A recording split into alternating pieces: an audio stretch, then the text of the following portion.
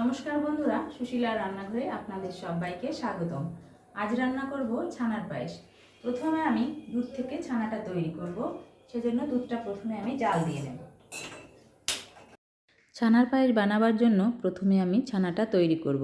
এখানে আমি 750 মিলিলিটার দুধ নিয়েছি। মিডিয়াম টু হাই ফ্লেমে জাল দেব। 1 থেকে 2 বার ফুটে উঠলে গ্যাসের জালটা অফ করে দিয়ে 1 থেকে 1.5 মিনিট রেস্টে রেখে লেবুর রস দিয়ে ছানাটা তৈরি করব।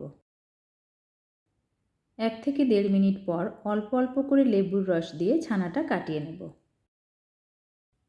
লেবুর রস দিয়ে নাড়াচাড়া করতে করতে দেখুন কত দ্রুত ছানাটা কেটে গেছে। ছানাটা এবার ছাঁকনির মধ্যে ছেঁকে ঠান্ডা জল দিয়ে ধুয়ে নেব। ছানা তৈরি করে নিয়েছি, এবার পায়েসটা রান্না করব। একটা কড়াইতে 250 মিলিলিটার দুধ নিয়েছি। দুধটা জাল দিয়ে অর্ধেকটা করে নেব। গ্যাসটাকে মিডিয়াম ফ্লেমে রেখে দুধটা জাল দিতে থাকব। জাল করতে করতে প্রায় দুধটা অর্ধেক হয়ে এসেছে। এবার 2 টেবিল চামচ চিনি দিয়ে দেব। যে যেমন মিষ্টি খেতে ভালোবাসেন তেমনই টেস্ট অনুযায়ী চিনিটা দিতে হবে।